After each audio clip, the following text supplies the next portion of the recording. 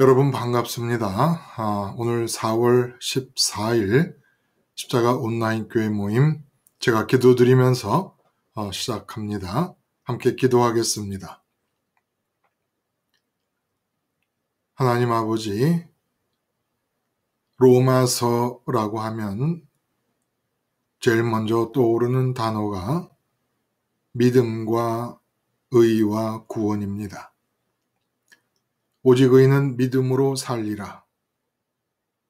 오직 믿음으로 의롭다 여김을 받느니라. 이 말씀이 로마서의 내용인 줄 알았습니다. 그러나 읽으면 읽을수록 믿음에 관한 말씀의 분량 못지않게 행위에 관해 말씀하고 계시는 것을 우리가 외면할 수 없음을 알게 됩니다. 행위에 대한 올바른 이해가 없이 믿음을 이해할 수 없고, 믿음에 대한 이해 없이 행위를 올바로 하며 살 수가 없다는 것을 알게 됩니다. 2000년 전 성령께서 사도 바울에게 허락하셨던 믿음과 행위에 대한 깨달음, 믿음과 행위의 연관성에 대한 깨달음을 오늘 이 시간 우리들에게도 허락하여 주심으로 믿음을 가진 사람으로서 행위하며 사는 삶이 아버지가 원하시는 바 그대로 우리에게서 이루어지는 일을 위해 오늘 이 시간 조금이라도 우리에게 진보가 이루어질 수 있게 하여 주시옵소서. 예수님의 이름으로 기도드리옵나이다. 아멘. 여러분, 오늘 제목이 모르겠어요. 제 자신은 아주 도전적으로 느껴지는 그런 말씀의 제목입니다. 모든 행동 규칙에서 해방된 삶. 과연 이런 그 제목을 표면적으로 대하면서 의아심을 갖지 않을 사람이 있겠는가? 라는 그런 궁금증이 들어요. 심리학과 윤리학과 철학, 도덕론자들, 윤리주의자들이 아니더라도 일상적인 삶을 살아가는 모든 사람은 행위를 해야 됩니다. 그리고 크든 작든 이런 모양 저런 모양 여러분들 자신을 한번 돌아보세요. 행위 규칙에서 벗어난 하루가 있습니까? 참, 근데 모든 행동 규칙에서, 모든 행위 규칙에서 해방된 삶. 예. 이게 제가 자의로 만들어낸 제목이라기보다는 율법으로부터의 해방을 말씀하시는 사도 바울의 말씀에 근거해서 율법이 행동 규칙 아닙니까? 선민의 행동 규칙이에요. 근데 왜 선민의 행동 규칙과 일반인의 행동 규칙, 선민의 행동 규칙인 율법과 일반인의 행동 규칙을 같은 의미로 포함을 시켜서 얘기를 하느냐? 문제가 있지 않느냐? 율법으로부터 해방인 것이지 왜 이 제목 갖고 얘기하는 거예요, 지금? 율법으로부터 해방을 왜 일반인들에게까지 적용되는 행동규칙 전반에 걸친 해방으로 확대 해석을 하느냐? 왜 그랬을까요? 여러분이 한번 제목을 이렇게 정한 의도를 이래서 이랬겠구나라고 말씀하실 분이 혹시 계실까요? 분명히 본문에는 율법에 대해 죽는다. 율법으로부터 해방을 명시하십니다. 율법은 선민들에게 허락하신 행동규칙입니다.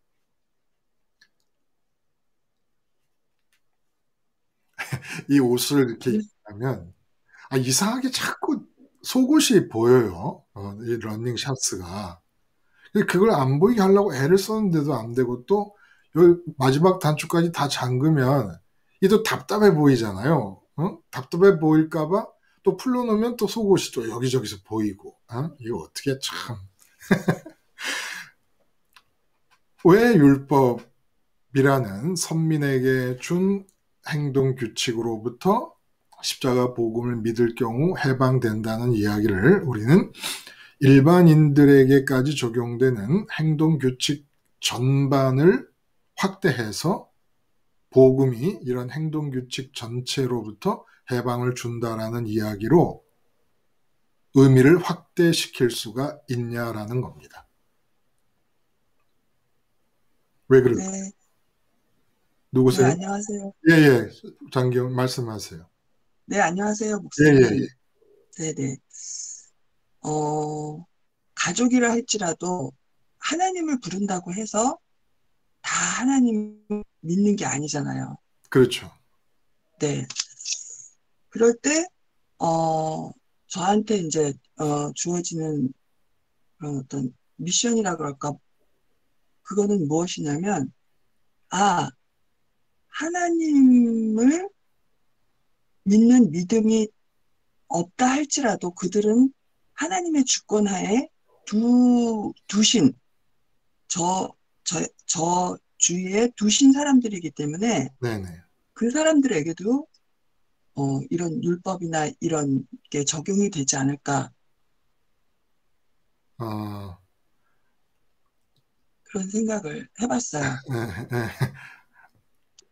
율법이 다른 사람에게도 적용이 된다라고 말씀을 이제 하셨어요. 그 근거는 나와 관계 안에 있기 때문에, 두신 사람들이기 때문에.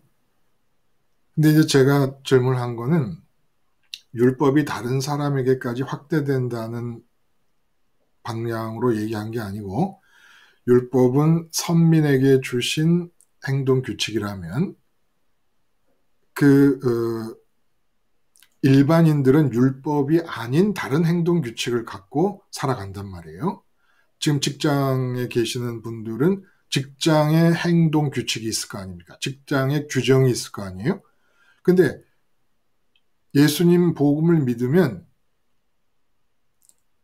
율법으로부터만, 선민들에게 주신 행동 규칙인 율법으로부터만 해방되는 게 아니고, 직장을 예를 들어 SK 다니는 사람이 있다 그러면 SK 다니는 그 직장인이 김 과장이 십자가 복음을 믿으면 그 SK 직장에 다니는 김 과장님이 SK에서 정해놓은 행동 규칙으로부터 해방된다, 이 얘기입니다.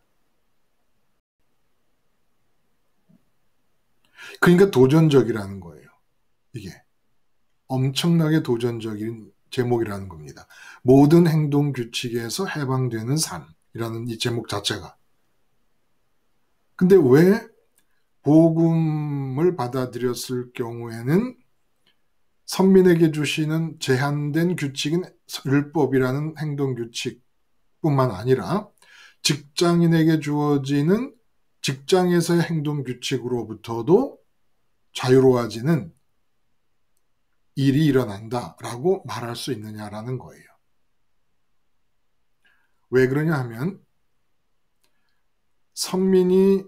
선민에게 주신 행동 규칙인 율법을 받아서 지키려고 할 때나, 복음을 받아들인 김 과장이 자기 직장에서 직장이 정한 행동 규칙을 받아들일 때나,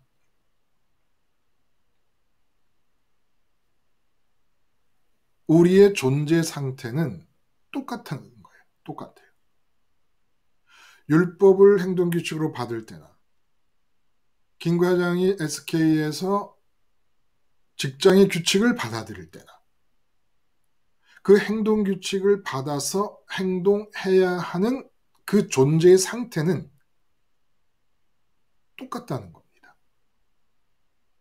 그러니까 믿지 않는 사람들이나 믿는 사람들이나 존재의 상태가 똑같은 상태에서 믿는 사람들은 율법이라는 행동규칙을 받고 믿지 않는 사람들은 직장의 행동규칙을 받는데 믿는다고 하는 사람도 직장인일 경우에는 율법을 받을 때와 똑같은 존재의 상태로 직장에서 행동규칙을 받기 때문에 십자가 복음을 믿으면 존재의 변화가 일어나잖아요.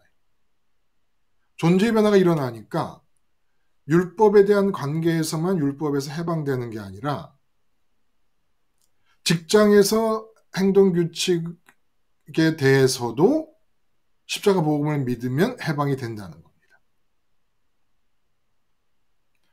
김 과장이 직장에서 행동규칙을 받을 때나 김 과장이 교회 안에서 율법을 받을 때나 그 김 과장의 상태가 똑같다는 거예요.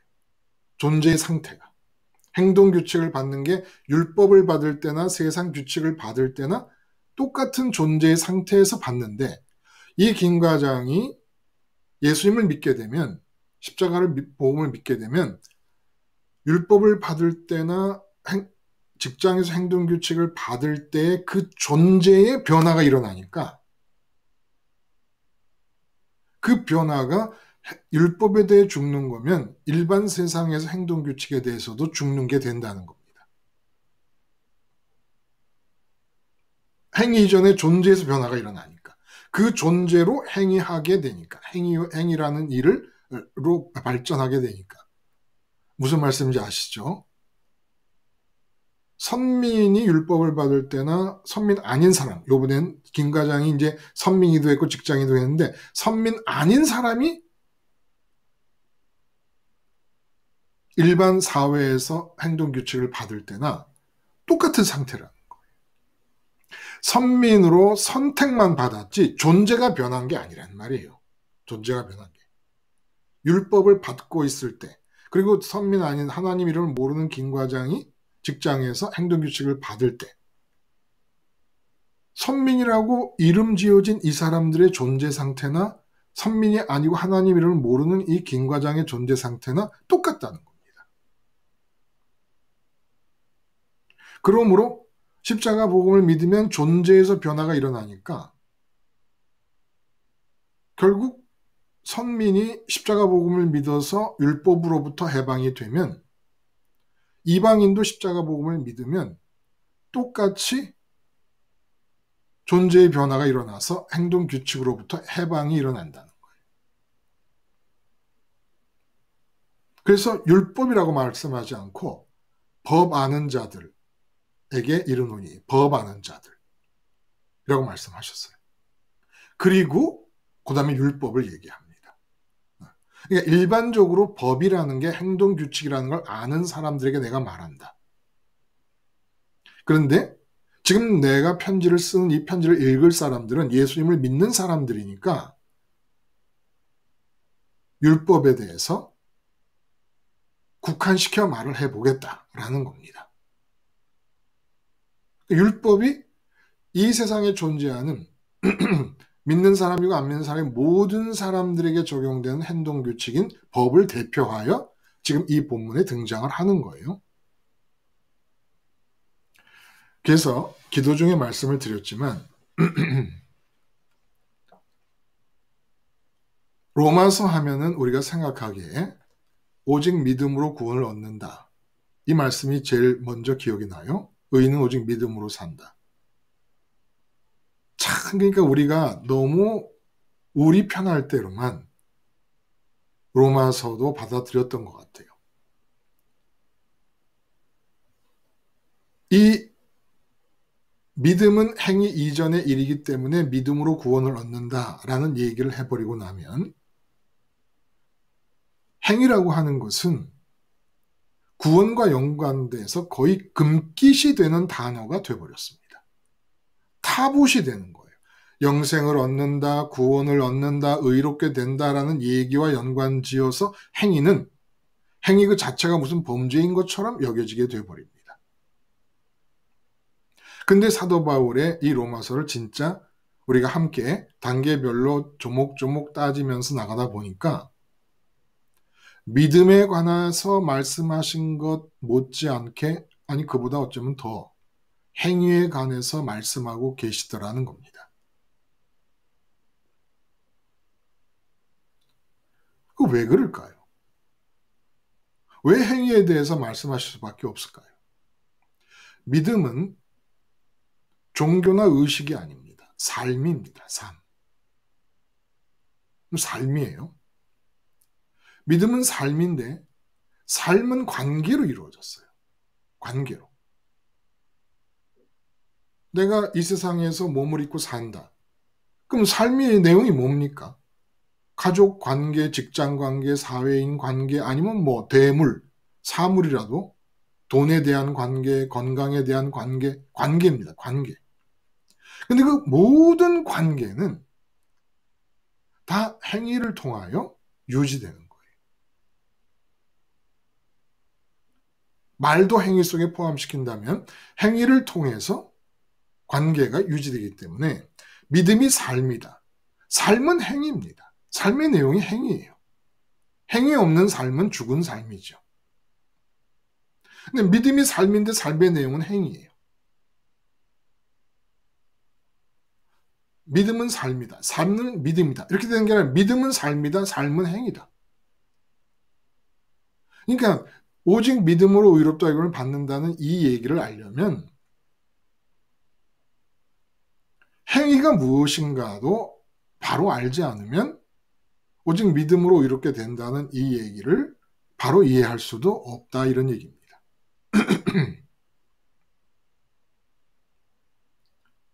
그래서 이 올바른 믿음에 따르는 올바른 행위, 이 행위는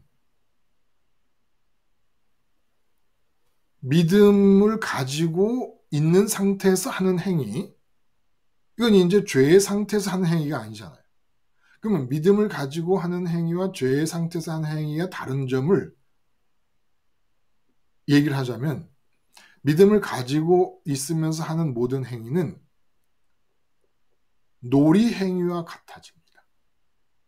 예를 들면 뭐 우리가 비유적으로 주말에 아니면 여가 행위, 주말 행위,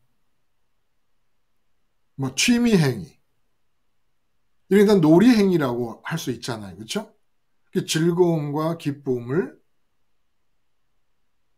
누리는 행위들입니다. 근데 믿음을 올바로 가지고 행위를 할 경우에는 이렇게 놀이 행위가 된다. 놀이 행위는 힘이 들어가는 건 마찬가지라도 정신적으로 부담이 없습니다. 그 제가 언제가 어느 목사님이 오래됐어요. 아주 제가 전도사 시절에 들은 말씀인데 어느 그 큰 부잣집에 기사로 취직하신 분이 주일날 그 사장님 댁이 야외로 놀러 가는 바람에 주일날인데도 쉬지 못하고 이제 나와서 운전을 하면서 그 사장님 댁의 야외 놀이를 이제 사장님 댁 다 데려다 모셔다 주고 또 모셔오고 하는 일을 하느라고 하루 종일을 보냈습니다. 그러니까 이제 사장님이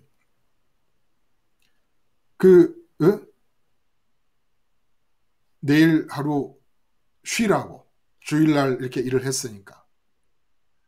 근데 놀러 갔다 왔는데 놀러 가는 그 주인 가족들을 모셔다 드리고 모셔오고 하는 일을 해서 뭐 아무런 일도 한 게 없는데 기진맥진해 버렸단 말이에요. 그 다음날 자기 식구들을 데리고 놀러 갔습니다. 역시 몸은 지쳤어요. 그러나 정신이 이 스트레스가 해소가 되고 기분이 좋은 거예요. 똑같이 몸을 움직이는 행위에는 아마 칼로리는 똑같이 들지 몰라요. 이 육체를 움직이는 데 필요한 에너지 칼로리가 똑같이 들지 몰라요. 그러나 놀이 행위라는 것은 차이가 뭐냐?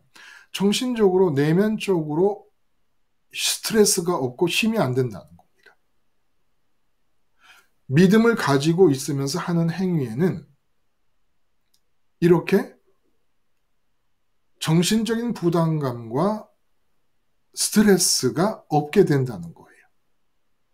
이게 믿음과 같이 가야 되는 행위라는 거. 그러니까 이 행위를 믿음으로 의롭다함을 받는다라는 얘기와 함께 같이 강조를 했어야 된다는 겁니다. 왜냐하면 어차피 삶은 행위로 이루어지는데, 근데 행위로 이루어지는 삶 전반에 걸쳐 믿음으로 의롭다라는 얘기를 해놓고는 행위로 이루어지는 삶 전체를 믿음으로 의롭다 여기는 받는 거에만 집중을 해버리니까 삶 전체가 포기돼 버립니다. 그러니까 삶 전체가 믿음으로부터 떨어져 나가는 거예요. 어떤 행위를 해도 상관없고 그냥 믿음으로 구원 얻으니까. 행위가 뭐 놀이 행위가 되든지 아니면 부담감의 행위가 되든지 의무감의 행위가 되든지 책임감의 행위가 되든지 죽지 못해 하는 행위가 되든지 목구멍이 포도청이라서 하는 행위가 되든지 무슨 행위가 되든지 구원은 믿음으로 얻는다라고 해버리니까 그냥 모든 사람의 삶에서 무겁고 천근 같고 만근 같은 행위를 하도록 방치시켜버리게 되버립니다. 사실은 믿음이 올바르다면 생활 전반에 걸쳐서 일어나는 행위들이 놀이 행위가 되면서 끝없는 즐거움이 삶 속에서 누려져야 된다는 거예요. 예수님께서 그러셨어요. 그 수가성 여인 그 사건 속에서 제자들에게 먹을 것을 내놓으면서 드세요 그러니까 나는 너희가 모르는 양식이 있다. 아버지의 뜻을 행하는 것이 나의 양식이다. 지쳐 계시던 분이 여인 한 명을 아버지의 뜻을 따라 행위하시면서 구원하시고는 원기가 회복이 되십니다. 그럼 내면이 회복이 되시는 거예요. 행위라는 것이 이렇게 우리의 삶에 밀접하게 비중을 크게 차지하고 있고 그리고 믿음은 곧바로 삶에서 표현되는 것이어야 되기 때문에 믿음을 알려면 행위를 알아야 된다는 겁니다. 그리고 믿음을 가졌다면 행위가 바뀌어야 되는 것이고 그리고 그 행위는 놀이 행위입니다. 아무리 행위해도 혹시 몸은 지칠지 몰라도 마음은 지치는 법이 없고 마음에는 스트레스가 없고 마음에는 부담감도 없고 마음에는 어떤 억압된 감정도 없는 상태에서 하는 행위들이 된다는 거예요. 이게 행위 규칙으로부터 해방된 모습이라는 겁니다. 행위 규칙으로부터의 해방은 행위를 안 해도 행위 자체로부터의 해방을 말하는 게 아닙니다. 근데 행위 규칙이라는 것은 왜 그게 부담이 되고 억누름이 되고 더 쉽게 말하면 내가 행위 규칙이 주어졌어요. 그럼 행위 규칙을 따라서 내가 행위하려고 하는 모든 게 다 죄악입니다. 내가 그 행위 규칙을 지키려고 하는 것 그 자체, 행위 규칙을 어긴 게 죄가 아니라 행위 규칙을 내가 지키려고 하는 게 죄라는 거예요. 죄악이라는 거예요. 그 행위 규칙을 왜 지키려고 합니까? 죄 때문에. 죄의 상태에 있기 때문에 행위 규칙이 앞에 주어지면 그 행위 규칙을 지키려는 악을 범하게 됩니다. 우리는 행위 규칙을 어긴 것이 범죄라고 생각해요. 행위 규칙을 어긴 건 범죄가 맞죠.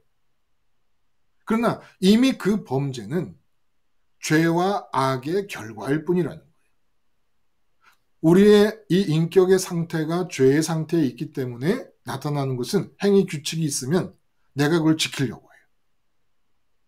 그래서 어떤 오류가 있냐면 이 죄의 상태에 인격이 머물러 있으면 모범시민처럼 내가 몸을 움직여서 행동을 하면 내가 원하는 것을 행복을 내가 원하는 소망을 이룰 수 있거나 얻을 수 있다고 자신하는 겁니다. 그걸 믿는 거예요. 그래서 세상 사람들의 모든 이야기와 자기계발서 같은 걸 한번 보세요. 전부 행위하라 얻으리라 라는 겁니다. 실천하라 얻으리라. 세상의 모든 교훈은 결국은 행동하고 그러면 얻으리라. 이 얘기입니다. 근데 내가 행동하면 무엇인가 원하는 것을 얻을 수 있다고 생각한 이 자체가 반드시 으깨버려야 할 죄악된 상태라는 거예요. 햄머로 쳐서 부서뜨려야 되는 죄악의 상태라는 겁니다. 행동 규칙을 내가 지키려고 한다. 죄의 상태에 있었기에 악이 표현되는 것입니다. 주기도문에서 다만 악에서 구하옵소서. 그 악이 뭐예요? 악. 응? 악. 살인하는 게 악이에요? 아니요. 율법이건 이 사회가 부여한 것이건 행동 규칙을 내가 지키려고. 행동 규칙을 지킴으로써 안정된 생활, 행복한 생활 얻을 거라고 믿고 자신하는 상태. 이게 죄악입니다. 왜 이런 얘기를 할 수 있을까요? 왜 행동 규칙을 지키려고 하는 그것이 악일까? 왜 행동 규칙을 지키려고 하는 그 악이 죄에서 나오는 것일까? 행동 규칙을 지키려고 하는 것은 좋은 것 아니냐? 선한 것 아니냐? 성경에서도 전부 지켜라, 지켜라, 지켜라 하고 계시는데 지켜라, 지켜라 하는 것을 지키겠다고 하는데 왜 그게 악이냐? 왜 이런 얘기를 할까요? 율법을 지키라는 말씀은 그런 율법과 같은 행동들이 나와야 하는 것이지만 그것을 내가 지키려 하는 것, 이게 악인 것을 가르쳐 주시려고 율법을 주신 거라는 거예요. 율법을 받는 상태가 어떤 상태입니까? 선민들이 율법을 받을 때 어떤 존재의 상태입니까? 내가 직장에서 직장의 행동 규칙을 받아들일 때 내 존재가 어떤 상태입니까? 똑같아요. 선민이 율법을 받아들일 때 존재 상태나 인격의 상태나 선민이 아닌 사람이 회사에서 행동 규칙을 받아들일 때나 똑같아요. 어떤 상태입니까? 그게 죄적인 삼위일체의 상태라는 거예요. 죄적인 삼위일체의 상태. 의식과 마음이 육체와 달라붙어 결혼을 한 상태라는 겁니다. 비유적으로 결혼이라고 본문에 얘기합니다. 의식과 마음. 왜 의식과 마음을 얘기합니까? 하나님을 마음과 뜻과 힘을 다해 사랑해라. 하나님 사랑이 사랑을 하려면 하나님을 제일 먼저 있는 대상으로 포착을 해야 돼요. 대상이 아닌 어떤 존재를 어떻게 사랑합니까? 근데 마음을 다해서 사랑하려면 하나님 이외에는 다른 있다라는 느낌을 주는 의식이 없어야 되는 거예요. 그리고 의식이 그렇게 붙잡으면 마음을 다해서, 마음은 뭐예요? 좋아하는 것으로 채우려고 해요. 그래서 마음을 다해 사랑하라는 얘기는 의식으로 제일 먼저 있음으로 하나님을 느끼고 마음으로 하나님만 끌어당겨라 라는 얘기예요. 그러면 뜻으로 사랑한다는 게 뭐예요?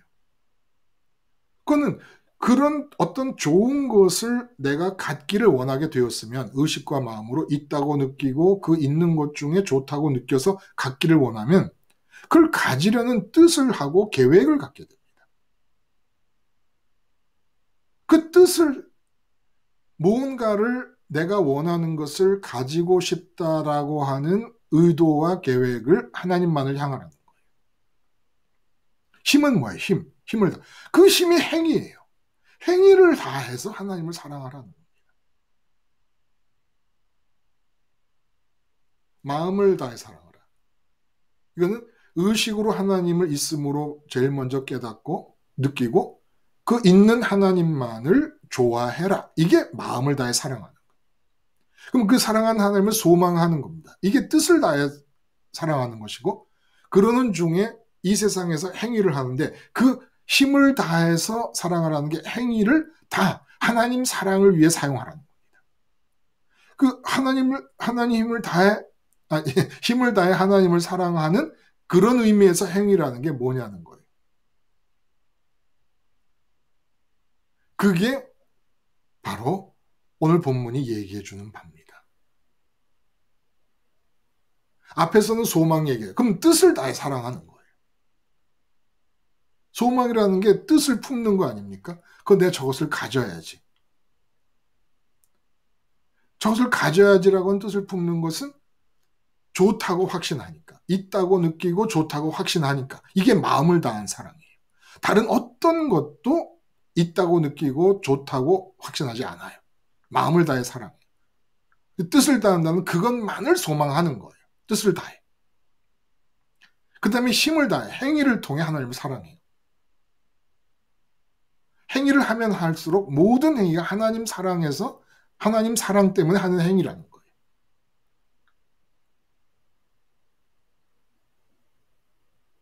이렇게 되기 위해서 알아야 될 것은, 왜 행동규칙, 율법이라든지 뭐 가정이나 어떤 행동규칙을 우리가 받을 때 그 행동규칙을 받은 상태에서 내가 행동규칙을 지키려고 하면 악이 되는, 그럴 수밖에 없는 존재의 상태가 뭐냐. 이게 죄적 삼위일체, 의식과 마음이 육체와 결혼을 해버려요. 그러면 마음을 다해서 육체가 만나는 것을 사랑하게 돼버린다.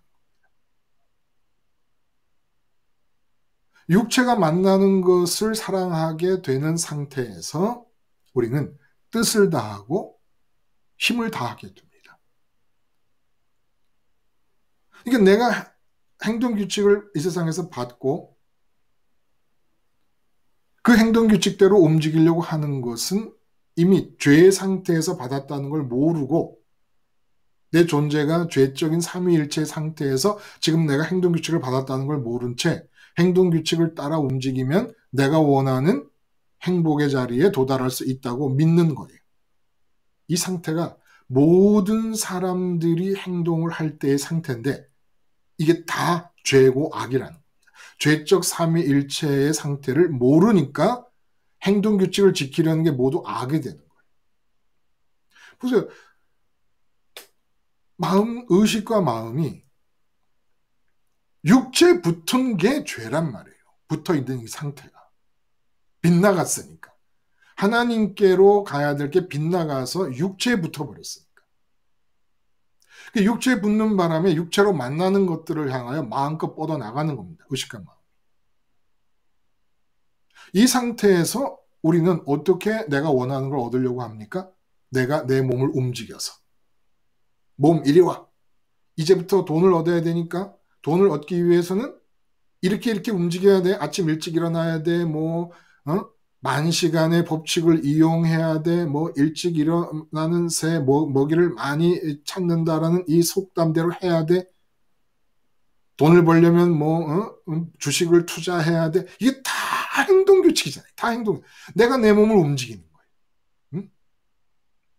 죄적 삼위일체에서 몸과 결탁된 의식과 마음이 몸을 통해 만나는 것들 중에 있음과 좋음을 느끼고, 그것을 얻기 위하여 내가 몸을 움직이면서 그것을 얻으려고 할 때 나타나는 게 행동규칙들이라는 겁니다. 회사에서는 왜 행동규칙을 줘요? 사장님이 회사 전체의 운영을 통해서 자기가 원하는 흑자의 상태를 얻어내려니까, 그러면 직원들 한 사람 한 사람을 어떻게 행동규칙으로 움직이게 해야 전체적으로 볼 때 내 회사가 흑자의 운영 상태를 유지할 수 있을까? 그래서 각 구성원들에게 행동규칙을 주는 겁니다.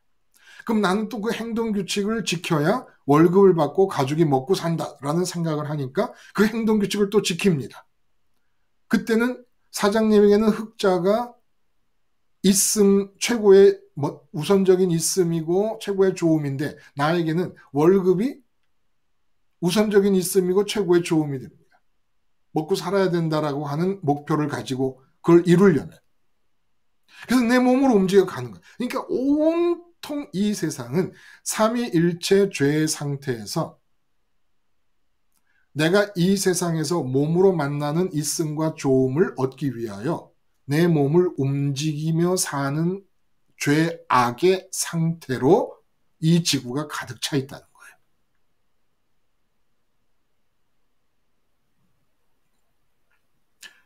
그래서 결혼이라고 하는 것으로 비유를 들어서 의식과 마음이 육체와 결탁한 상태를 얘기해 주시고 이 상태에서 나타나는 게 내가 육체를 통해 만나는 세상 것들을 얻기 위해서 몸을 움직이는 악을 자연인의 상태인 것으로 알고 자행하면서 살고 있는 상태였다라는 겁니다. 그래서 이렇게 큰 뼈대만 얘기하고 나서 끝나면 우리가 놓치는 부분이 행동 규칙을 지키기 위해서 얼마나 우리가 많은 의무감과 부담감과 책임감 아래서 시달리고 있습니까? 실제로. 엄청나잖아요. 모든 스트레스가 이 행동 규칙 때문에 일어나는 거예요. 이걸 해야만 된다. 해야만 된다. 그런데 이 행동 규칙이 예수님 십자가를 믿게 됨으로써 전혀 나와 상관이 없는 일이 돼버리는 참으로 믿기 어려운 상황이 벌어진다는 겁니다. 이 세상은 어디를 가나 행동 규칙에 의해서 옥조임을 받게 됩니다. 근데 그런 모든 행동 규칙으로부터 예수님의 십자가에 대한 믿음이 우리를 해방시켜 준다는 거예요. 여러분, 질병도 사실은 70% 이상이 신경성에서 오는 거라 그래요. 자, 의식과 마음이 육체와 결혼했어요. 딱 달라붙었어요. 근데 의식은 있음을 느껴야 되고 마음은 좋음을 느껴야 되는데 의식과 육체와 달라붙어 있으니까 육체로 만나는 것들을 있음과 좋음으로 느껴요. 그래서 그걸 갖고 싶어요. 그걸 갖고 싶은데 행동 규칙들은 반드시 내가 갖고 싶은 것과 일치하는 것도 또 아닙니다. 그래서 수없이 많은 사람들이 갈등을 느끼며 직장 생활을 하는 거예요. 그 직장 생활에 무수히 많은 행동 규칙들은 내 의식과 마음이 진짜로 갖고 싶은 것과는 다른, 갖고 싶은 거라고 해봐야 육체로 만난 세상 것이에요. 근데 뭐 어떤 사람은 무슨 회계사 사무실에 취직을 해서 맨날 돈만 계산하고 있는데 그것이 나에게 주어지는 행동 규칙인데 실제로 내 마음에서 원하는 거는 기타 치면서 음악 생활을 하고 싶다. 그래 봐야 몸으로 만나는 것들이지만 어쨌든 이렇게 저렇게 내가 하기 싫은 행동들을 해야 되는 것이 규칙으로 주어지는 생활 속에서 살다 보니까 이것이 엄청난 스트레스가 되는 겁니다. 다 신경성이라니, 다 신경성. 언젠가도 말씀을 드렸지만 돼지를 마취를 시키고 배를 갈라서 위장을 꺼내갖고 위장을 또 갈라갖고 위장 벽돌로 막 긁어서 상처를 내고 그리고 막 페인트 같은 거 이런 거를 막 그 벽에다가 위 벽에다 발라놓고 꼬매서 다 봉합을 해가지고 마취가 깼는데 깨자마자 아무렇지도 않게 잘 먹고 잘 살더라는 거예요.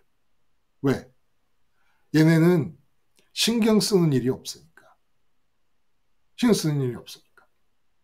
지금 이게 뭐가 문제냐 하면 어차피 행위는 육체를 움직여서 일어나는 일이니까 행위라는 게 모든 행위 규칙이나 행동 규칙은 육체에 얹혀지는 겁니다.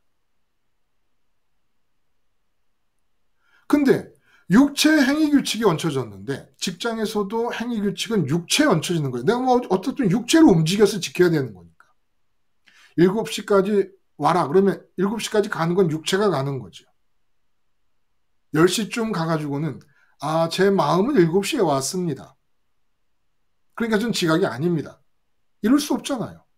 그렇죠? 마음은 딴 데가 있더라도 육체는 7시까지 와야 되는 거예요. 직장에. 몸을 움직여야 돼요. 그게 몸에게 주어지는 것들입니다. 근데 내 몸을 움직여서 규칙을 지켜야 되는 일이 얼마나 많습니까? 그게 꼭 회사에서 정해져 있는 어떤 규칙이나 사회법이나 뭐 이런 것만이 아니더라도 뭐 아니면 개모임을 하더라도 한 달에 얼마씩 내야 된다. 뭐 이런 규칙이 있잖아요. 근데 이런 게 아니더라도 내가 남자친구를 사귀었다, 여자친구를 사귀었다 하면은 그 남자친구로부터 나에게 은근히 부담 지어지는 나의 행위가 있습니다. 행위로 나타나야 되는 부담감을 느끼게 됩니다. 이게 다 행동을 요구하는 것들이 정말 행동 규칙이 단 한순간도 내게 없을 때가 없다는 거예요. 근데 모든 행동 규칙은 말까지 포함해서 몸으로 하는 거예요. 몸에게 얹혀지는 겁니다. 이렇게 몸에게 얹혀지는 어마어마하게 많은 행동 규칙들을 내 마음과 의식이 몸과 달라붙어 있는 바람에 고스란히 몸에게 얹혀지는, 육체에 얹혀지는 행동 규칙의 부담감과 책임감과 의무감을 고스란히 다 떠맡는 거예요.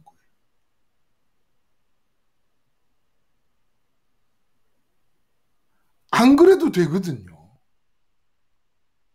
몸하고 달라붙어 있지만 않으면, 육체와 결혼한 상태처럼 유착되지만 않으면 내 의식과 마음이 내 몸에게 육체에 얹혀진 행동 규칙에 대해서, 예를 들어 행동 규칙이 문자로 써 있지 않더라도 아내와 마주하고 있을 때 아내가 기분이 좀 나쁜 것 같다. 그럼 내가 부담을 느껴요.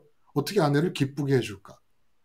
이게 다 몸으로 행동해야 되는 요구가 발생하는 그 상황에서 의식과 마음이 몸에 붙어 있는 바람에 괜히 내 의식과 마음까지, 내 내면 세계까지 그 부담감을 끌어안는다는 거예요. 결혼하면 시댁을 끌어안고 그 아내 쪽으로 아내의 친정은 처가댁을 끌어안아야만 되듯이 그렇게 원래 내 의식과 마음은 원래 에덴에서 아담을 보면, 타락하기 전의 상태를 보면 어떤 행동도 아담의 정신세계에 부담 지어진 것이 없습니다. 아무것도 판단하지 않는 상태에서는 행동이 불가합니다. 좋다 나쁘다가 느껴져야 좋은 걸 얻고 나쁜 걸 피하려고 행동을 하게 되잖아요. 그러니까 아담이 에덴에 살 때 행동을 안 한 게 행위가 없는 게 아니었습니다. 그러나 그 타락 이전의 에덴에서 아담의 행위는 정신적인 부담감이, 의식과 마음으로 이루어진 정신적인 부담감이 아무것도 없는 상태에서 행위였어요. 그러니까 그건 무슨 행위다? 기쁨의 동산에서 하는 놀이행위. 우리가 놀이동산 가면 놀이동산을 기쁨의 동산이라고 할 수 있잖아요. 아이들한테. 그 아이들한테 놀이동산이 에덴이에요. 거기서 하는 게 뭐예요? 놀이예요. 놀이. 에덴이 우리 어른들에게도, 아담과 같은 어른들에게도 놀이동산이었던 겁니다. 놀이동산은 뭐다? 행위는 있는데 정신적인 부담은 아무것도 없이 행동을 하는 겁니다. 그러니까 아무 의무감, 책임감, 부담감이 없이 행위를 하니까 어린애가 청룡열차를 타는 것 같은 재미가 있는 거예요. 부담만 없으면 모든 행위가 재미있고 놀이가 됩니다. 부담 때문에 싫은 거예요. 부담 때문에.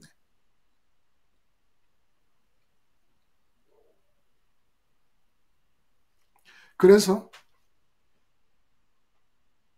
이런 부담감이 좀 더 들어가면 훨씬 복잡해지는 거죠.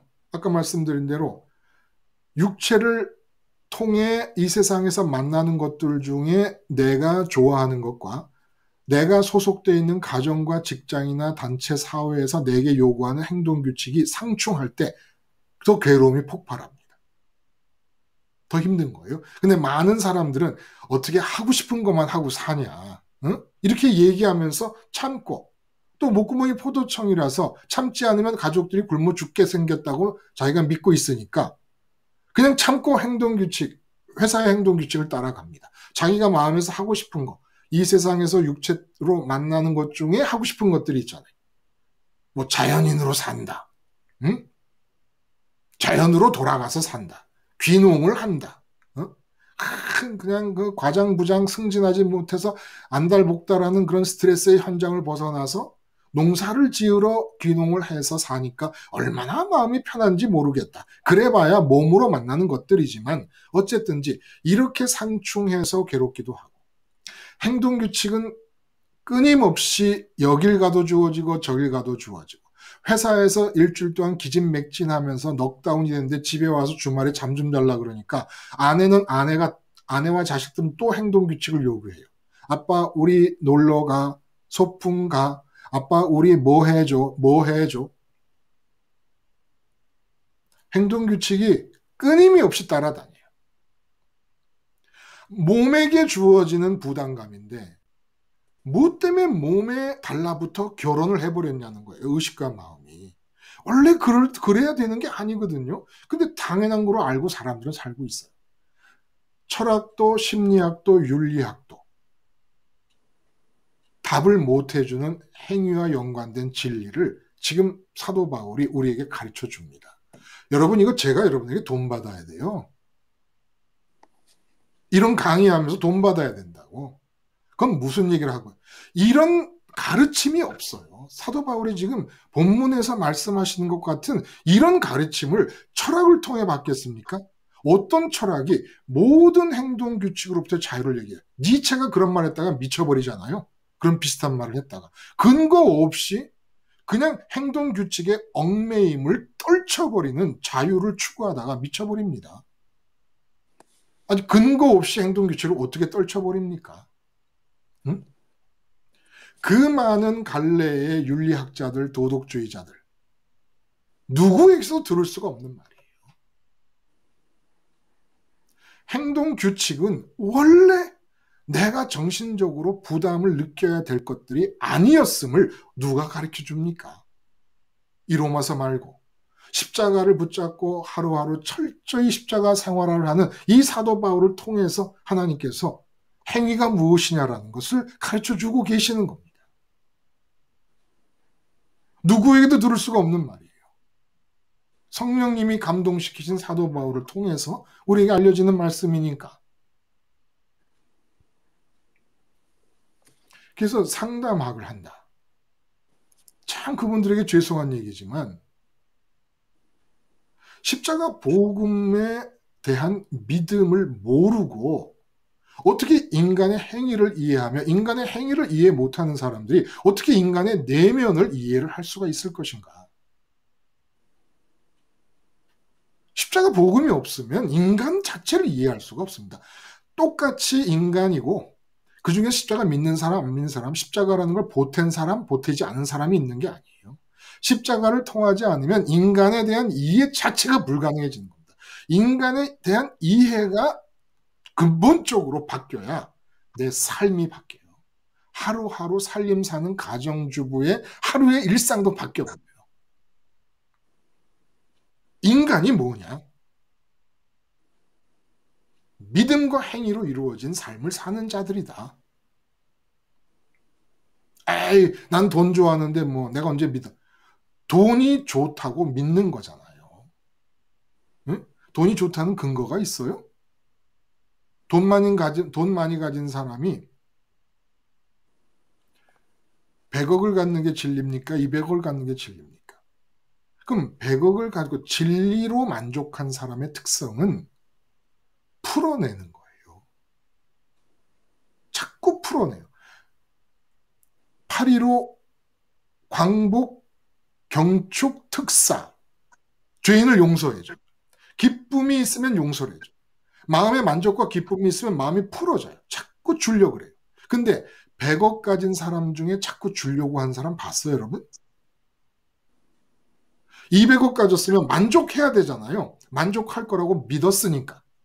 믿었으니까 돈을 벌었어요. 이 200억을 가졌어. 그러면 200억 가져서 만족한 사람이 한턱 낸다는 마음으로 8.15 광복 경축 특사 용서해 주는 것처럼 그렇게 다른 사람들을 향해서 손을 내밀고 베푸는 걸 봤어요? 아니요. 대통령이 된다. 대통령이 되면 만족할 것이다. 믿었어요. 대통령이 됐어요. 아직 안 가고 격리 상태 했던 거 이제 오늘까지 어제까지 끝났으니까. 이게 왜 안 꺼지지? 그러면 대통령이 된 사람은 모든 걸 가진 사람처럼 다 베풉니까? 아마 대통령이야말로 이 세상에서 각국에서 가장 비리를 저질러도 큰 통짜 큰 비리를 저지르는 자들이 될 것입니다. 만족이 없어요. 자기가 믿는 것뿐이에요. 그렇게. 돈을 가지면 행복할 것이다. 권력을 가지면 행복할 것이다. 어느 권력자가 행복했습니까? 시저가? 아니잖아요.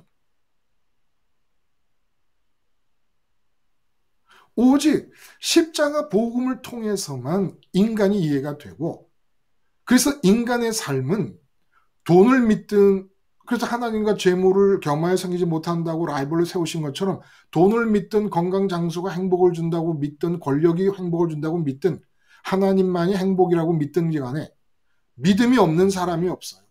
믿음과 행위로 이루어져 있는 거예요. 근데 진짜 믿음이 뭐고 진짜 행위가 뭐냐라는 걸 누가 가르쳐 줍니까? 야, 그러니까 우리가 이 로마서나 성경 사복음서나 로마서를 우리가 갖게 됐다는 거 이 자체가 이건 아무나 할 수 있는 누릴 수 있는 은혜가 아니죠. 네? 또 성경을 가지면 뭐해? 이 삼위일체의 제적인 구조를 그대로 유지한 채로 성경을 읽는 거예요. 삼위일체의 구조를 유지하면서 율법을 지키려고 한 것과 똑같이.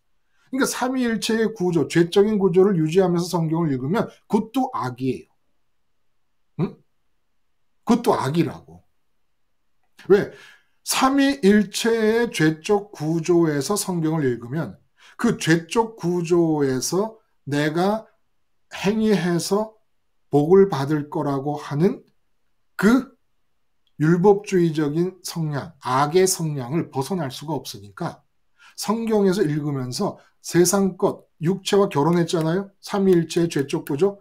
육체와 결혼해서 육체로 만나는 세상 것들 중에 좋은 것을 얻기 위해서는 성경에서 어떤 행동 원칙을 찾아내야 될 것인가가 관심사가 되니까. 그래서 목사님들 설교도 다 전부 성공, 형통, 부자, 그리고 이 상향식 사고방식을 충족시키기 위해서 필요한 일들에 대한 얘기에서 벗어나는 게 있으면 한번 갖고 와봐요. 삼위일체 제적 구조를 유지하면서 성경을 읽으면 그 자체가 악입니다. 근데 이 십자가가 어떤 사건인지에 대한 관심이 없이 그 죄적 삼위일체의 존재 상태를 그대로 유지시켜 놓고 행동 규칙을 어긴 것에 대해 회개하라고 강요하면서 세적 삼위일체를 유지하면서 행동 규칙을 어겼다고 회개하잖아요. 그럼 그것도 악이에요. 왜냐하면 죄적 삼위일체 구조에서 나오는 바램을 이루기 위해서는 그 소원을 이루기 위해서는 행동 규칙을 어긴 일을 고쳐야 된다라고 믿고 있으니까 그것도 근본적으로 죄에서 나오는 악이라는 겁니다. 그러니까 유대인들을 하나님께서 AD 70년에 로마를 통하여 진멸해 버리시는 거예요. 하나님의 이름을 부르면서 악을 자행하고 있었으니까.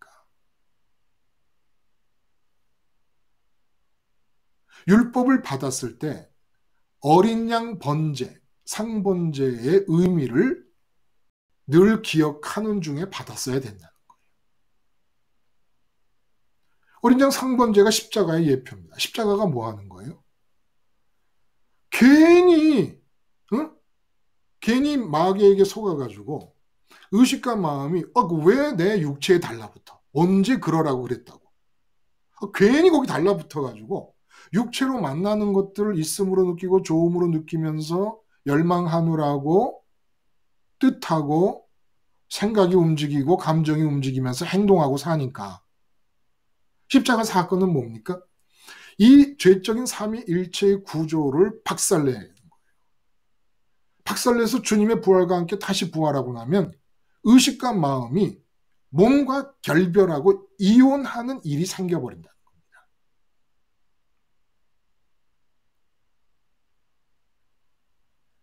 이게 십자가에서 죽고 부활하심의 얘기가 앞에서부터 계속해서 어떤 주제를 얘기할 때라도 반복해서 나타나요. 반복해서. 오늘 본문에서도 죽은 자 가운데서 다시 살아난 이에게로 가서라는 얘기예요. 그리고 우리가 육체에 있을 때에 5절에 우리가 육체에 있을 때에 우리가 육체에 있다는 게 무슨 말이에요?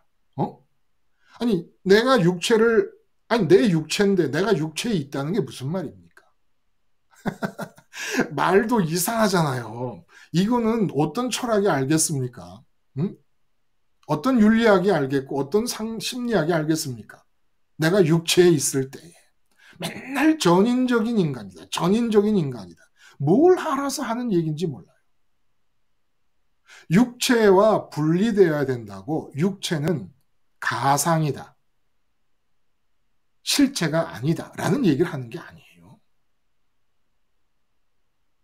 육체도 실제지요. 사실이고 실제지요. 그러나 로미오가 줄리엣을 좋아하는 바람에 브루노라는 이웃 청년에 대해서 마음도 두지 않는다고 브루노를 무시하는 겁니까? 브루노가 실체가 아니라고 여기는 겁니까? 그런 거 아니잖아요. 육체도 실체예요. 그러나 예수님의 죽음과 부활을 통해서 예수님의 몸을 붙잡고 따라가는 거예요. 하도 몸을 좋아해서 몸에 붙어 있으니까 우리의 마음과 의식이 예수님을 보내셔가지고 십자가에서 죽게 하시면서 십자가에서 주님과 함께 연합하여 주님을 끌어안게 만듭니다.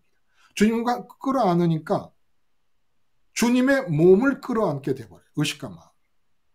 왜냐하면 내 몸과 삼위일체 연합했던 그 상태가 죽어버리는 것이니까. 그 상태가 죽는 거예요. 죄적 삼위일체가 죽는 겁니다. 그냥 예수님의 몸과 연합을 하니까 부활의 자리에 이르렀네. 부활의 자리에 이르고 보니까 내 몸은 세상 안에 있고 난 세상 바깥으로 나왔어요. 우리가 육체에 있을 때, 그 육체에 있을 때가 십자가에서 죽음으로써 이제 육체가 있는 세상으로부터 밖으로 나와 예수님의 몸과 하나가 돼 있어요. 이렇게 분리된 상태. 이제부터 진짜 행위가 나온다는 겁니다.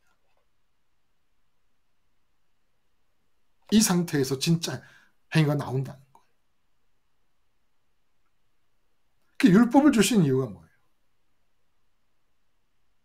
다음 단락에 나오겠지만 죄적인 삼위일체 상태에서의 특징은 내가 몸을 움직이면 내가 원하는 것을 얻을 수 있다라고 자신하는 겁니다.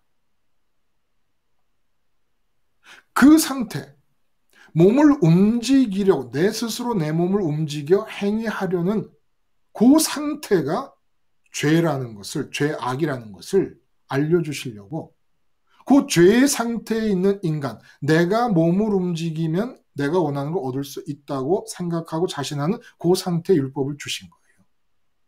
왜냐하면 그 죄적인 삼위일체가 죄인 줄 모르고 있으니까. 그래서 율법 앞에서 좌절하게 함으로써 왜 그럴까? 왜 내가 율법이 안 지켜질까? 다른 모든 행동규칙을 어기면 그 행동규칙을 준 사장님께 죄인이고 사회의 죄인이고 대한민국의 죄인이 돼요. 근데 율법은 하나님에게 죄인이 되는 거예요. 그래서 율법을 통해서 하나님에게 죄인이 됐다라는 죄인인 상태라는 것을 가르쳐 주시려고. 하나님과 호흡을 못 맞추니까. 내가 왜 산상수훈이 안 지켜질까? 죄적 삼위일체 구조를 유지하고 있기 때문에 그래요. 그 얘기는 무슨 얘기입니까? 십자가에서 아직 제대로 죽지 않았다는 거죠. 그러니까 이 얘기는 사도 바울이 십자가에서 죽는 십자가 생활을 하는 삶에서 자기 관찰을 통해 우리에게 전달해 주는 말씀이란 말이에요. 그러니까 십자가에서 죽는다라고 하는 것이 무엇인가라는 것, 특히 행위의 관점, 행위와의 연관성 안에서 십자가에서 죽는다는 게 뭔가라는 얘기를 이렇게 자세하게 강하게 우리에게 알려주시는 거예요. 그러니까 십자가의 죽음을 좀 더 철저하게 할 수 있도록 자꾸 십자가에서 죽는다라고 하는 그 단순한 한마디 안에 들어있는 이렇게 다양한 측면의 내용들을 얘기해 주심으로써 십자가에서 죽는다라는 단순한 말 속에 있는 그 바구니를 채워 가시는 거예요. 자꾸. 그래서 십자가 생활화가 실제로 명실상부하게 단단하게 이루어지도록. 이게 십자가 생활화라는 게 이상해서 대화를 하다 보면 분명히 주된 화제가 되는 그 대상과 문제와 과제에 대해서 잘 죽었어요. 근데 그 다음에 얘기할 때 보면 전혀 안 죽었어요. 그러니까 그 십자가 생활이라는 게 워낙 단순한 말이지만 엄청난 바구니라서 우리의 삶의 모든 측면을 포함하고 있고 모든 측면에 관계되는 것이기 때문에 십자가에서 죽는다는 게. 십자가에서 죽는다는 이 단순한 하나의 사고가 관계되는 모든 영역들을 성경에 우리에게 이렇게 가르쳐 주심으로써 십자가에서 죽는다는 생활화의 바구니를 다 채워나가기 시작한다는 겁니다. 점차적으로 이렇게. 근데 이게 말씀은 들음에서 나고 믿음은 들음에서 나고 들음은 말씀으로 말미암는다는 것처럼 이게 말씀을 통해 우리가 함께 나누고 듣지 않고 전하지 않으면 이거 어떻게 알겠습니까? 이런 비밀을 어떻게 알겠어요?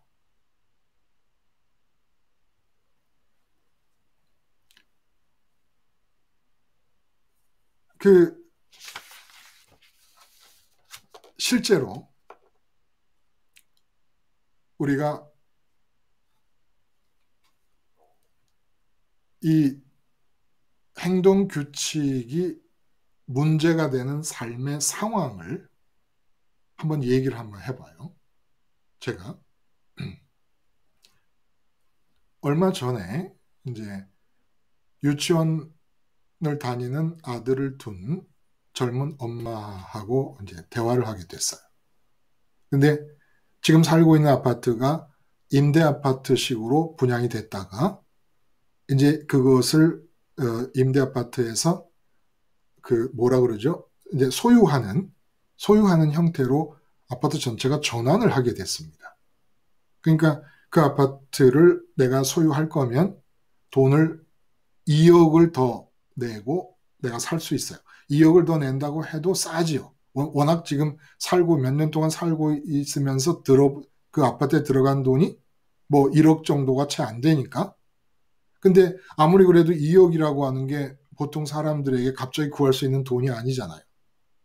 그리고 이제 뭐 집안에 또 문제가 있으니까 그 아파트를 살 수가 없어서 직장이 있는 곳을 가까이 해야 되는데 그 직장 가까이에는 아주 오래된 아파트가 있거나 새로 개발된 지역이 있어서 아주 오래된 아파트도 재개발을 기다리면서 값이 천정부지로 올랐고 또 새로 지은 그 아파트촌의 아파트들은 값이 너무 비싸고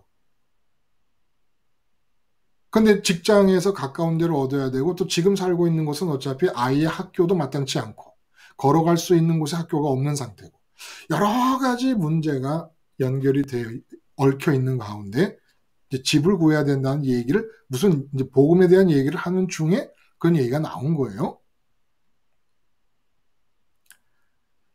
자, 여기서 십자가를 통해 행동 규칙으로부터 자유로워진 사람은 이제 어떻게 행동을 해야 될 것인가? 그리고 그 아파트는 5월 달까지만 있고 5월 달 중에 집을 구해서 6월 달에는 이사를 나가야 되는 상황입니다. 근데 그 어머니 권사님이 부동산에 관심이 많았어요. 근데 십자가 복음을 들으면서 내가 함부로 또 내뛰었다가는 이전에 죄악된 삶을 반복하는 것 같아서 겁나서 마음대로 개입하고 움직이지도 못해요. 딸네 집이 이사를 가야 되는데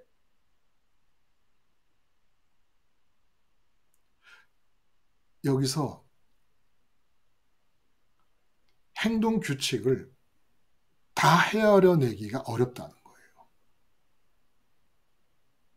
먼저 지금 이 엄마가 젊은 엄마가 자기도 모르게 얘기하는 행동 규칙들이 한두 가지가 아닌 거예요. 자기도 모르게 얘기하는 행동 규칙, 회사에 행동 규칙 적혀 있어요. 율법도 적혀 있어요. 이런 거 말고 아이 학교가 가까이 있어야 되는 곳을 찾아야 된다. 내가 돈이 많지 않다. 그러므로 내 돈의 한계, 내 재력의 한계 안에서 찾아야 된다.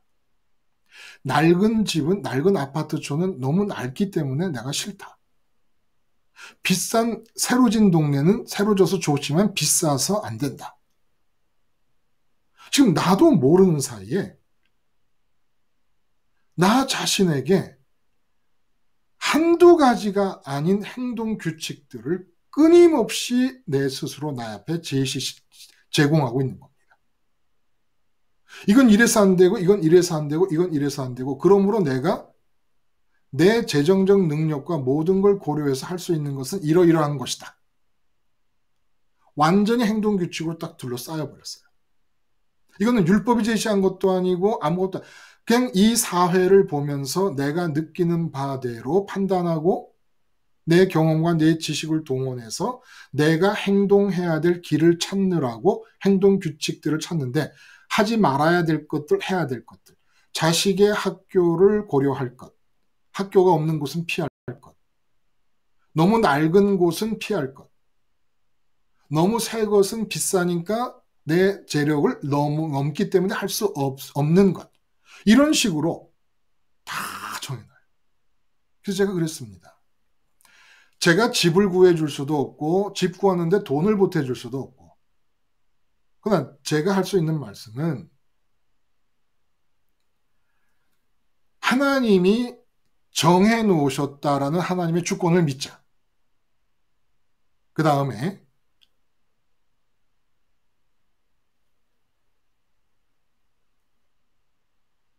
낡은 집이 안 된다라는 것은 하나님이 정해놓으신, 하나님이 내 집을 정하실 때 하나님이 생각하신 규정이냐.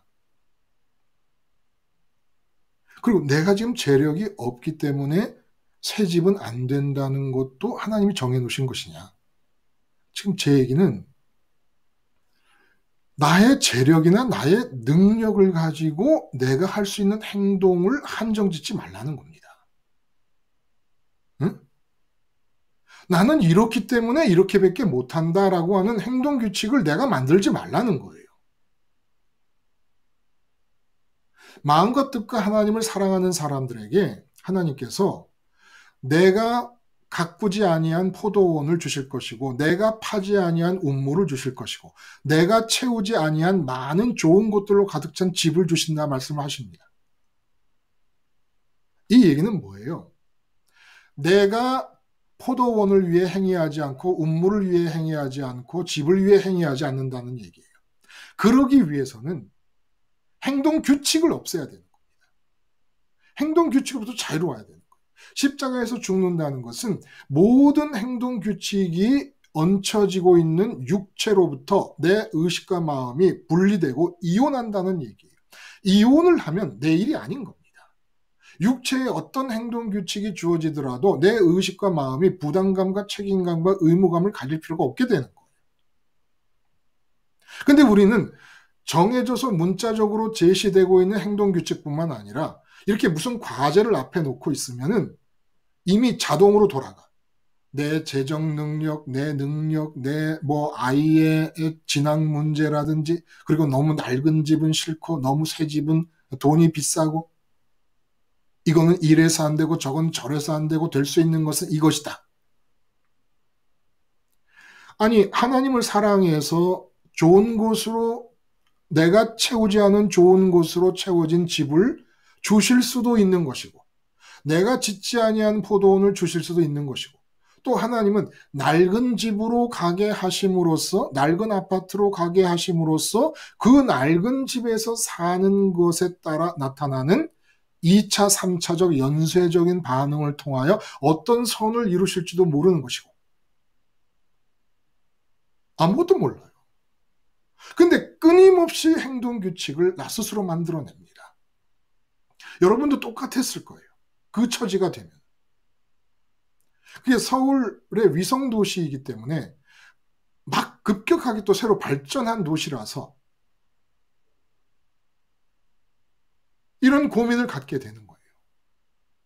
그럼 어떻게 해야 되느냐? 회사에 나가도 당장 행동 규칙들이 내게 주어지고 있고 이런데,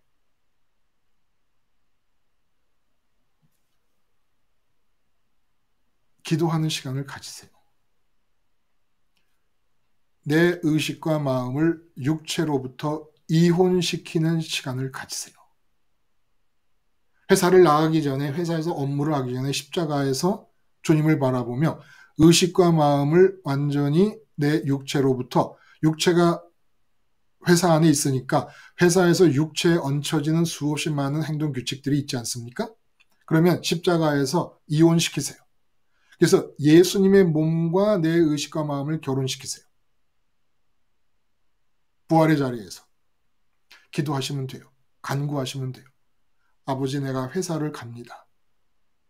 회사에서 육체가 있는 동안에 내 의식과 마음을 주님의 몸과 결합시켜 구원하여 주시옵소서. 십자가에서 주님이 죽으신 그 죽음이 죄적인 삼위일체의 상태가 회사 안에서 죽는 것으로 나타나게 해 주시옵소서.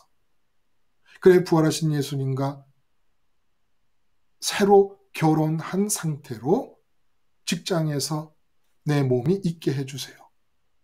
기도하세요. 간구하세요. 이미 죽음은 이루어졌어요. 근데 어떤 분들은 내가 십자가에서 이미 죽었다.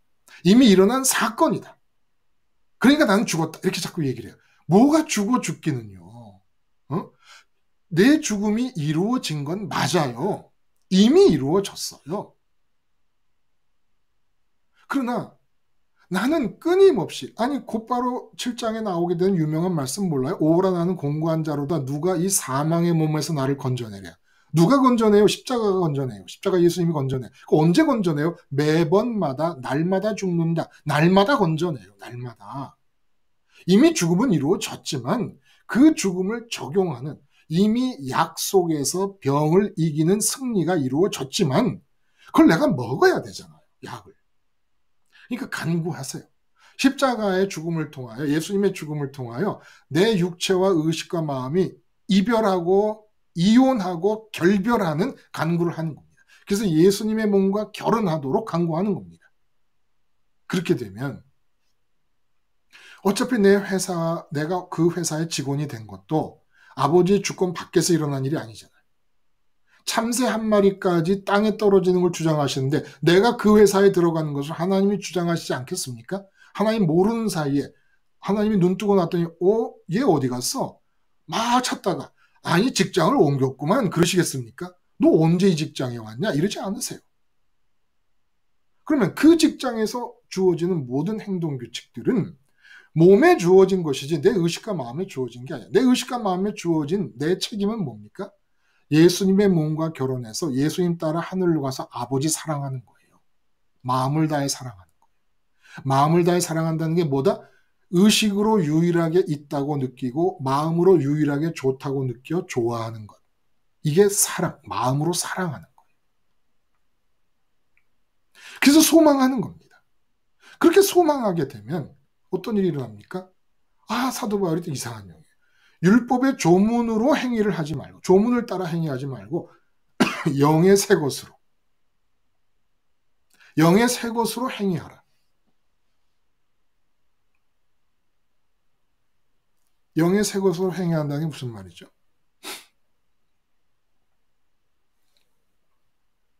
이미 율법 조문에 써 있어요. 부모를 공경하라, 살인하지 말라, 간음하지 말라, 도둑질하지 말라, 거짓말하지 말라, 탐하지 말라. 있어요. 근데 그 이전에는 육체와 결혼한 상태에서 육체에 주어져 있는 그 율법의 행동 규칙을 죄적 삼위일체 상태에서 내가 몸을 움직여 지키려고 했어요.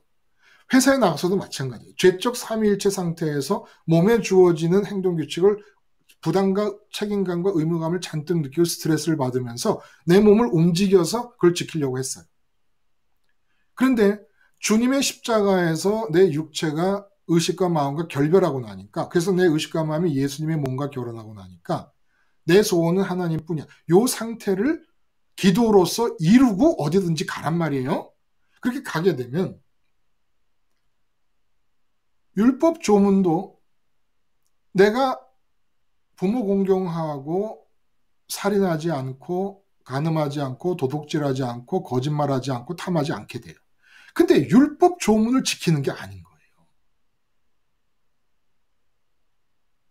지금 내 몸을 아버지의 생각에 복잡한 영이신 성령께서 오셔서 지금 성령님이 따끈따끈한 지시를 내 생각과 감정과 의지에 내리시며 행동이 나타나는 거예요. 살인하지 말라는 글자를 보고 내가 몸을 움직여 지키는 게 아니라 성령님께서 아버지의 생각을 나한테 뿜어내시면서 움직이는데, 회사로 가면 회사의 규칙들에 대해서 성령님께서 그 규칙을 내 안에서 뿜어내시면서 지켜주신다는 겁니다. 행동을 하게 하신다는 거예요.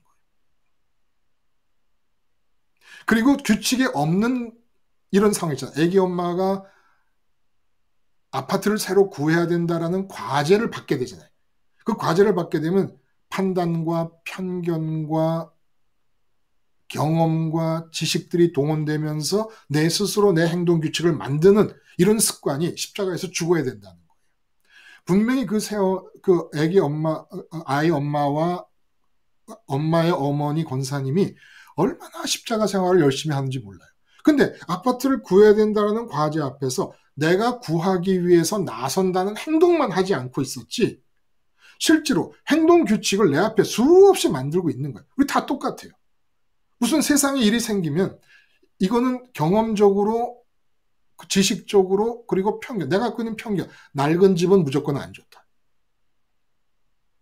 그리고 심지어 나는 재력이 요러니까 저런 집은 무조건 못 구한다.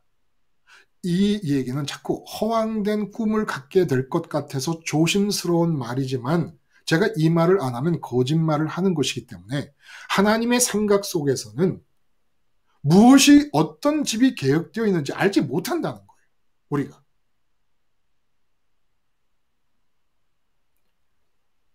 아니, 그건 제 경험이기도 합니다.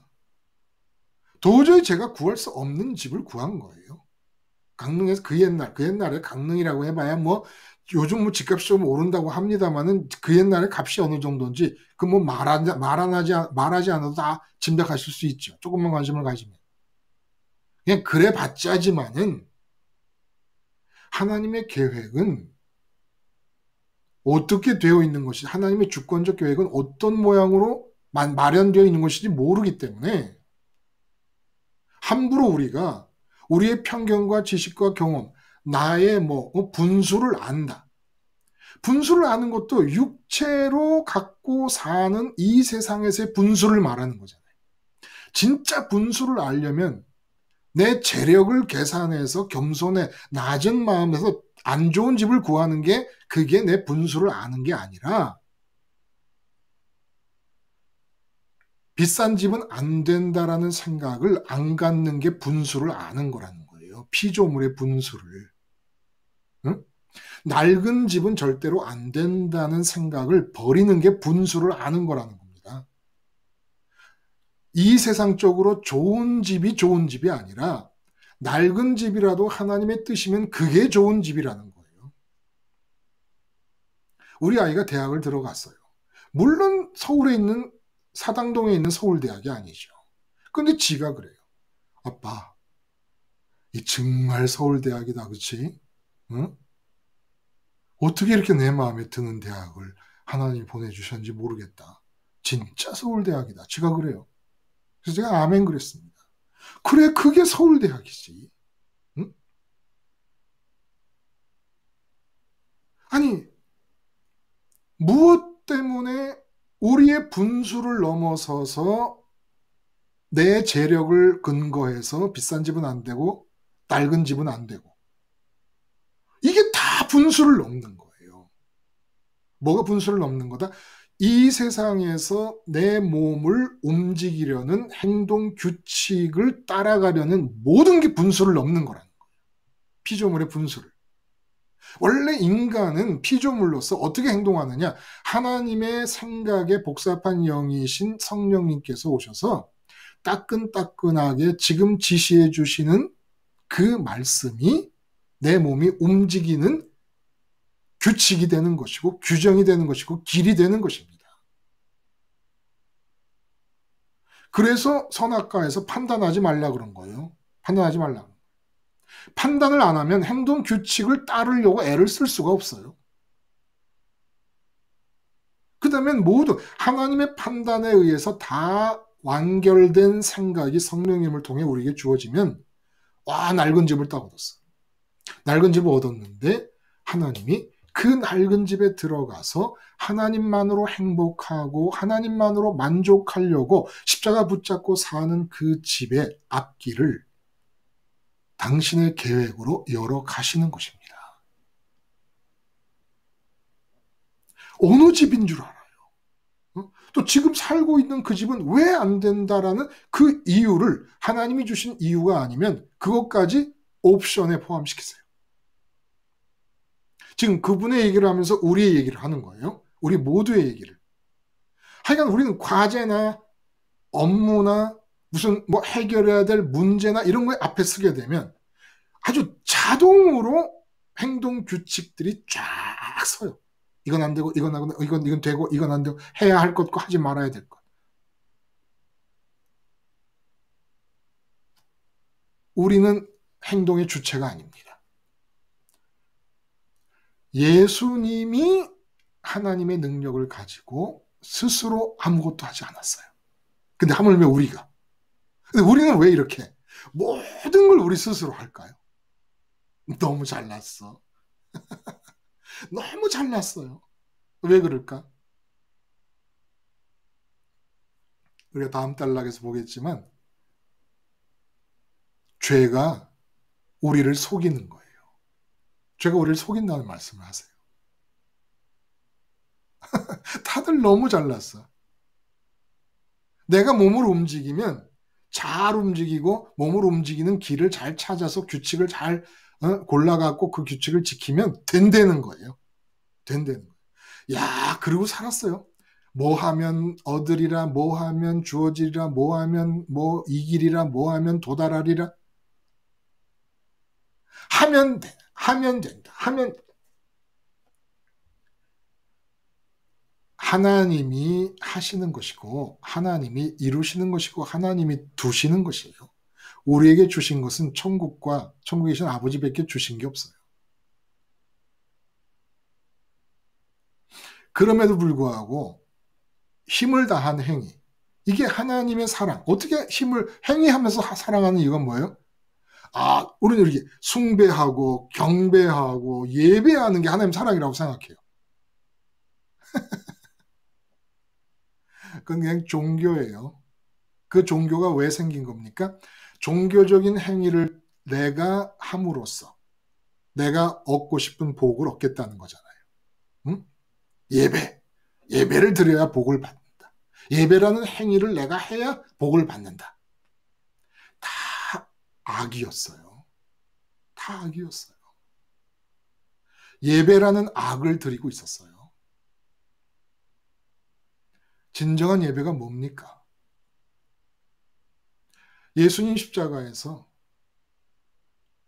의식과 마음이 분리돼서 세상에 대하여 죽고 율법에 대하여 죽고 아버지에 대하여 열매를 맺게 함이라는 본문이 있잖아요. 그래서 육체와 이혼해가지고 예수님 십자가를 통해서 의식과 마음이 부활하신 예수님의 몸에 딱 달라붙어 결혼해가지고 예수님 몸에서 안 떨어지는 거예요. 응? 근데 안 떨어지는데 어디로 가나 했더니 하늘로 가요. 하늘로 갔는데 하나님밖에 안 보이는 자리로 가버리신 거예요. 그러면 우리 의식과 마음은 하나님만 바랄 수밖에 없게 되잖아요. 예수님과 붙어있는 한.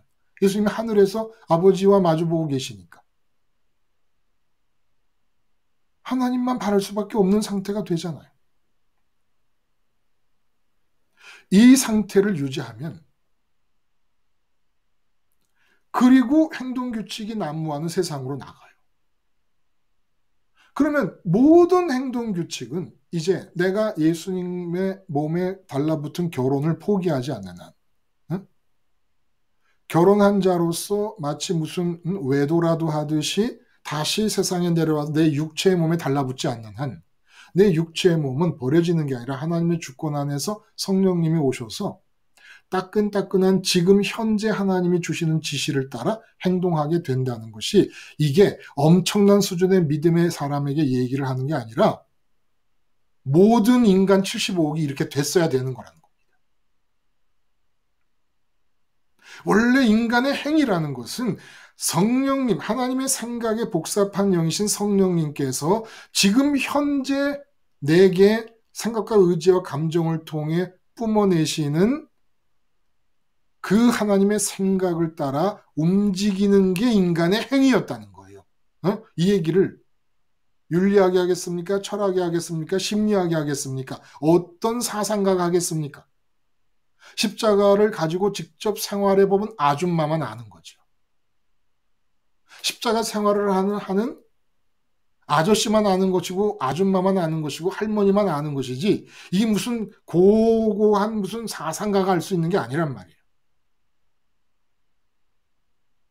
예수님 몸과 결혼하는 겁니다. 십자가를 통해 이혼하고 내 뭐가? 의식과 마음이.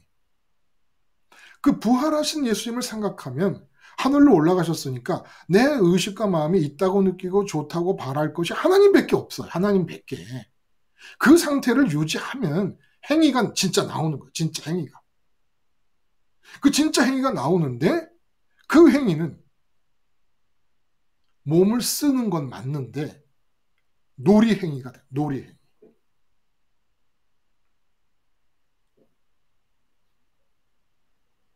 참 제가 이전에 이렇게 말을 하고 나면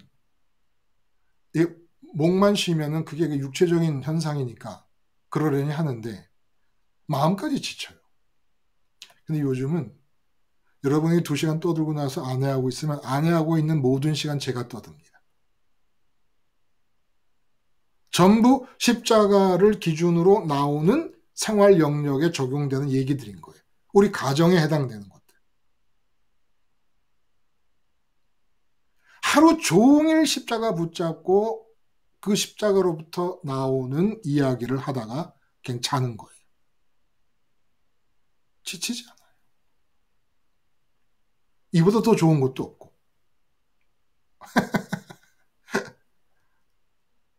산책하면서 십자가 생각하고 운전하면서 십자가 생각하고. 십자가 생각하니까 계속해서 육체와 의식과 마음이 나누어져 있는 결별한 상태로 있어요.